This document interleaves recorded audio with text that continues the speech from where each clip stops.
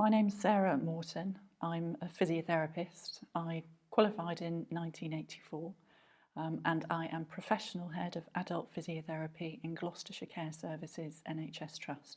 My role now is as professional head of adult physiotherapy that I professionally manage about 200 physiotherapists and physiotherapy assistants.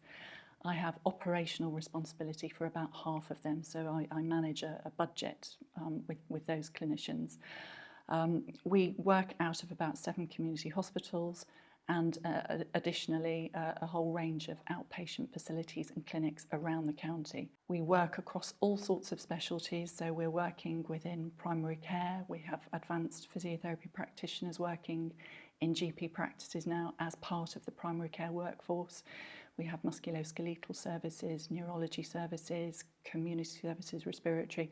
It's across the whole spectrum of the profession. The role I have is really to champion the profession, to actually highlight where physiotherapy can contribute. So some of those are traditional roles and some of them are emerging roles. And I'm trying to articulate those business cases or those service development initiatives to a whole range of stakeholders.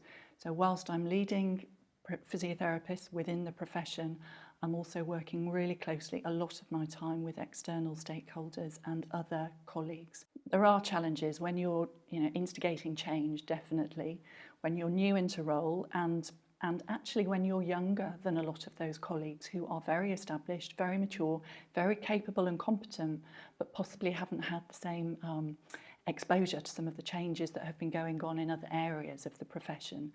It is about actually taking people with you on a journey. So the leadership role isn't about you forging ahead independently.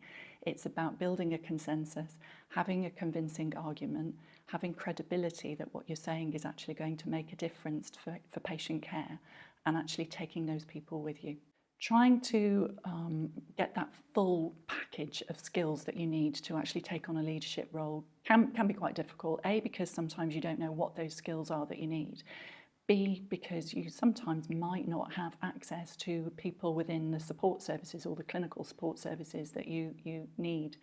So it will be about trying to identify people. Again, support services are generally very helpful. So we have clinical systems, finance, HR, all of those areas will actually help work with you and support you. And of course, there's a whole range now of leadership programs where all of those elements will be looked at and supported and drilled down into. It's an amazing time to be an AHP at the moment. There are a huge number of opportunities. People are having to be brave. They're having to step up to the plate. But I think actually, as we've got quite a lot of early adopters, early implementers in all sorts of clinical areas, I think it's a fantastic time to be able to be actually contributing and working as an AHP.